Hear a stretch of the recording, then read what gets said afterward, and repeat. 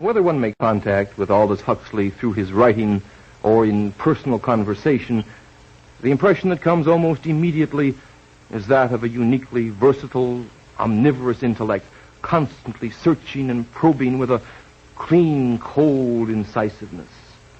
He has been a Western writer who, even as he looked at life with an Eastern perspective, measured it against the backdrop of contemporary science. On the afternoon that we met and talked, I asked him what was basic and substantial in a man's life. I asked him if he could point to specific values and meaning which for him were enduring and veritable. Well, I think I would want to say that the two essential and important and indispensable things are, first of all, intelligence in the widest possible sense of that word, and goodwill, or in the old-fashioned word, charity, love. I mean, these two things have to go hand in hand, because intelligence and knowledge without goodwill and charity are apt to be inhuman, and goodwill and charity undirected by intelligence and knowledge are apt to be either impotent or misguided. So the two have to go together. The intelligence factor, is this a very inclusive thing for you? To me, completely inclusive. I mean, it includes, so far as I'm concerned, what is conventionally called intelligence, what used to be called discursive thought, which is logical thinking in terms of our current scientific and philosophical frame of reference. But it also includes, so far as I'm concerned, the intelligence in the sense of general awareness, of an awareness, so to say, on the non-verbal and non-conceptual level. I mean, we have to have both. I think it's very, very important to insist from the beginning that we are living in many diverse and even, in some sense, incommensurable universes at the same time, and that our business in life is somehow to make the best, not only of both worlds, because there are more than two of all the worlds we live in. And among the worlds we have to make the best of, first of all, this world of discursive thought, the scientific and philosophical and practical world, and at the same time the world of non-verbal immediate experience. These are the two kind of worlds in the worlds of intelligence which we have to make the best of. I'm intrigued with the dichotomy. Is this also a dichotomy between science on the one hand and poetry or religion on the other? Is it that manner of encompassment that's involved? In a sense, yes. I mean, the business of the man of letters, it seems to me, and the poet specifically, has been, I suppose, with man's more strictly private experiences, and also with the rendering of the manifold nature of man's experience. I mean, let us consider the question of scientific language and literary language. The essence of good scientific language is that one word shall stand only for one thing. There has to be a sort of one-to-one relationship between the given word and the given event or thing that's being talked about. In regard to literature, the important thing, I think, is to, first of all, to be able to, so to say, express the inexpressible, and secondly, to express the multiple meanings which every event has for a human being. I mean, a human being, as I say, is living in many ways at once, and any good work of literature inevitably has to express these multiple meanings. I can't help but think, of course, that the scientist still uses this other area. It's true. He must, in very definitive and unequivocal fashion, speak. He must be able to communicate to his fellow scientists. Yes. And yet I am, I think, fundamentally, and really in an excited fashion, most impressed by the aesthetic features of science. A scientist still finds a beauty and a grace and a formal delight in the structure of a theory. He still is a marvelously creative and aesthetic person when he develops a hypothesis. Well, I entirely agree. I mean, there is no question that the aesthetic aspect of science is a very important one. One hears mathematicians speak of the ugliness of certain equations and the elegance of others. But nevertheless, while he is working, he has to have this language has to be purified in this one-to-one relationship. He has to be very careful that his words don't say more than one thing at a time. Whereas it seems to me in poetry and in literature in general, one of the great arts is how to say many things at the same time. I mean, look at a play by Shakespeare. This proceeds on one level. He was an exceedingly good playwright. I mean, it proceeds admirably on this storytelling level. But all the time, owing to his extraordinary use of language, everything is going up in tangents in every direction. The real genius of Shakespeare, which is the fact that you are living in many worlds of experience at the same time, owing to his extraordinary use of language. Well, you can't use language in this way in science. I mean, you have to purify it in another way. You have to get it down to this naked, absolutely clear one-to-one relationship. What is this dimension of charity? Sympathy? Empathy? Well, this and general goodwill. I mean, and after all, in any given culture, I mean, let us face it, we are at once the beneficiaries and the victims of our culture. I mean, without our culture, we just couldn't do anything at all. We should be baboons, apes. But given any given culture is ambivalent. It permits one at once, at the same time, one and the same time, to be fully human, but at the same time, it limits our humanity. I mean, it imposes certain kinds of prejudices, certain kinds of likes and dislikes upon us. And I think it's perfectly true to say, as a man that I know you admire, Dr. Maslow, Abraham Maslow, said that any self-actualizing human being is one who, to some extent, breaks out of his culture.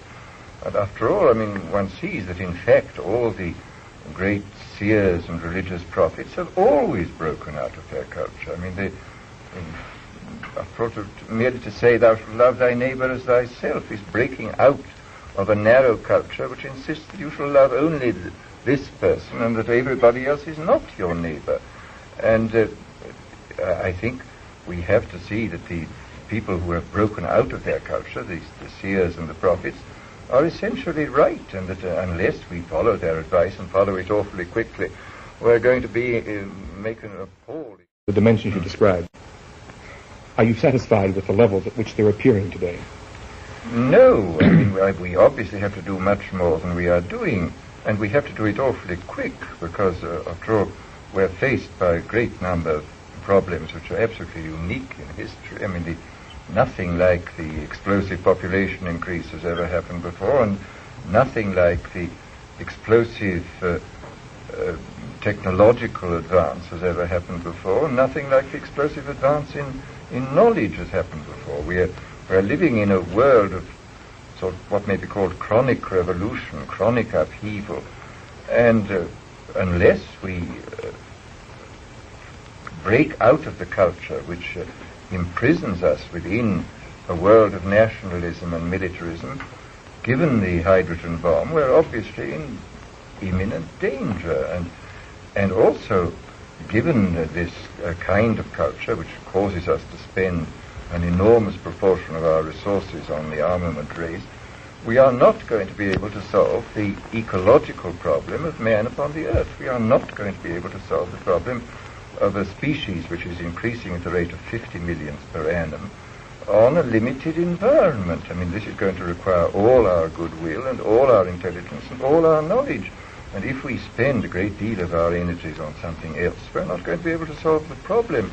Moreover, I think that if we look at this problem, we may get away from the perfectly insoluble problems of power politics onto the soluble, possibly soluble problems of ecology. I mean, I think that it's high time that we started thinking not merely in terms of politics and ideology, but in terms of biology and the relationship of man to his environment. And only in this way, by shifting the attention from what cannot be solved, which is the clash of power, but to what perhaps can be solved, which is the future of humanity upon this planet, shall we be able to escape from this frightful impasse in regard to power politics which we face at this moment.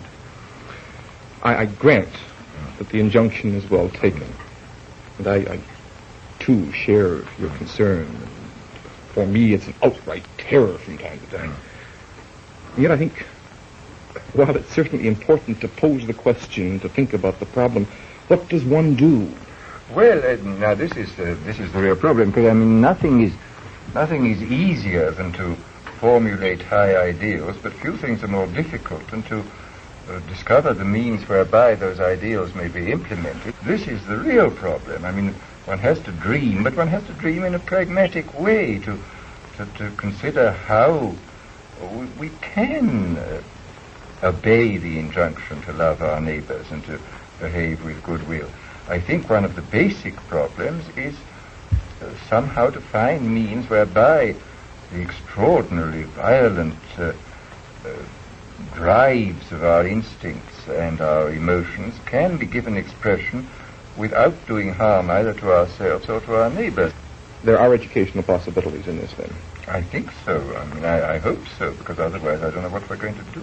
Well, this is my concern also. I certainly see psychotherapeutic possibilities, but it's so long and so slow, and there are just so many people, and as you suggest, not much time. Well, of course, this is, I do think, the gravest problem. I mean, I think our space of maneuver at the present is very small.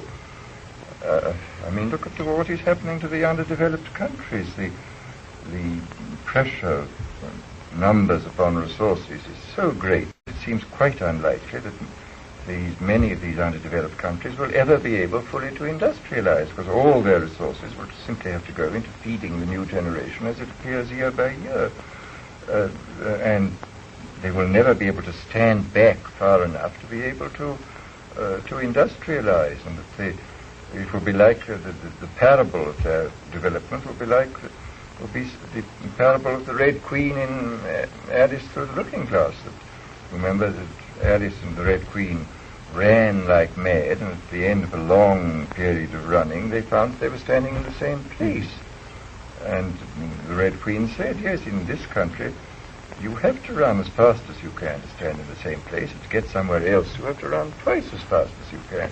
And this, unhappily, is the situation, I think, of many of the underdeveloped countries at this moment. This is the tragedy of our world, and unless we do something extremely rapidly and extremely efficiently about this, we're going to be in the gravest trouble. Are there things that we might do, things that for you represent good bets for altering educational emphases? Well, I mean, I'm quite sure we have to think intensively about this and to experiment. This is finally the problem of what do you do about the irrational. I mean, after all, we have built into us neurologically a kind of Jekyll and Hyde. We have the ancient brain stem, which goes back to enormously remote evolutionary past, and we have a relatively modern neopallium or cortex on top of this, which is quite recent, and the one tends to upset the other. I mean, the Jekyll and Hyde are in a sense built into us. And this is the whole natural genetic basis of the conflict in which man has always lived.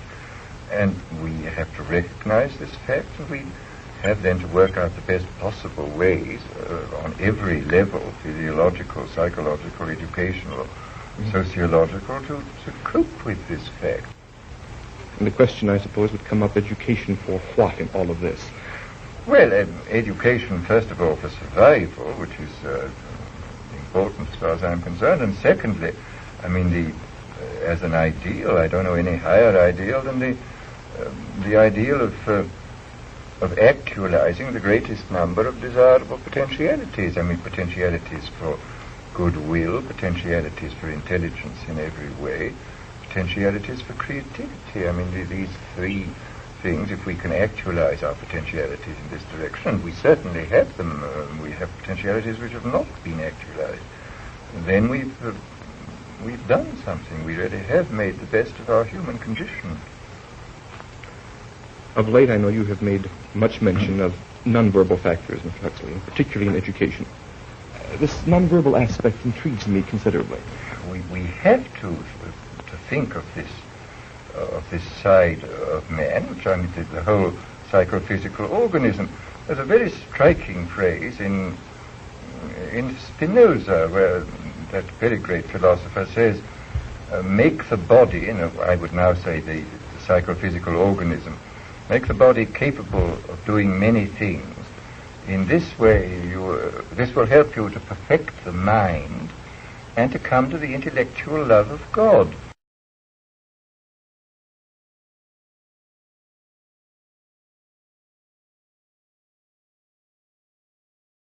But this is a very striking phrase from a philosopher who was profoundly intellectual. But I mean, he saw quite clearly that we have to take the mind-body as it is and to make it capable of responding to the external world and to the events within itself in a clear awareness. We have to heighten our awareness and heighten the things that we do with it. And this requires, it seems to me, a whole kind of education on the non-verbal level. In a certain sense, I would say that the whole, an entire program for both kinds of education, both on the conceptual and verbal level and on the non-verbal level, is outlined by Wordsworth. William is sitting on a stone by the side of a lake, and his friend Matthew comes to him and says, "Why do you spend all your time sitting here? Why aren't you reading your books?" And he replies that there is, besides reading books, there is a kind of wisdom which comes to man through what he calls a wise passiveness. He says, the eye it cannot choose but see, we cannot bid the ear be still. Our bodies feel where'er they be, against or with our will. Nor less I deem that there are powers which of themselves our minds impress, that we can feed this mind of ours in a wise passiveness. And this is this idea of a wise passiveness runs all through the literature of art. You'll find this again and again, this prelude to creativity, alert passivity. And this comes again and again in the literature of art, and it comes again and again in the literature of mystical religion, the necessity of being passive and receptive as well as active. I mean that we must somehow learn to move back and forth between a wise activity and a wise passiveness. We must be able to take in order to be able to give out. The great mystic Meister Eckhart says, what I take in by contemplation, I give out in love. And this, I think, is equally true. You give it out not merely in love, you give it out in creation, you give it out in thought. I mean, I personally believe strongly in, quotes, inspiration. I mean, whether it comes from the nine muses, I don't know, but it is a psychological fact. And inspiration comes in this state of alert passivity. And yet, of course, I think we have, don't we, a Western culture and emphasis on the activity, doing something, and always showing some final product which represents the worth of the person who produces it. Yes, and yet these Western artists, just as much as anybody else, have insisted that the receptivity was essential. I mean, that not merely did you have to impose a frame of reference upon the world, you had also to let the world come to you without a frame of reference, to come to you, so to say, as things in themselves. I mean, what Kant said, you could never see the Ding an sich, the thing in itself. But you have to admit it. It's never the thing in itself, but it is very nearly the experience, unmodified by the conceptualizing and symbol-making cortex. It just comes to you, and and what is within has to be allowed to come to you without being modified by the conceptual mind. Is this passivity in Western religion? Certainly in the mystical tradition, it's very strong, I would say. I mean, you find it throughout the great medieval mystics, you find it throughout the 17th century mystics, you find it in the great English mystic of the 18th century, William Law, and you find it, of course, in the Quakers, who have probably more than any Protestant denomination been concerned with this alert passivity. After all, the whole business of the Quaker silence is to create circumstances in which alert passivity is possible and in which something can come through from the deep mind or from that which lies beyond the deep mind. And you have a feeling that this can be incorporated within a general standardized procedure at the level of school for the younger children? I don't know why not. At present it would be a little difficult, but as I say, we can do whatever we want. We're not fools. There are two indispensable things, intelligence and goodwill. Intelligence without goodwill is apt to be inhuman, and goodwill without intelligence is impotent. The two must go together. Such was the way that one man in the 20th century came to view his universe. This man, Aldous Huxley.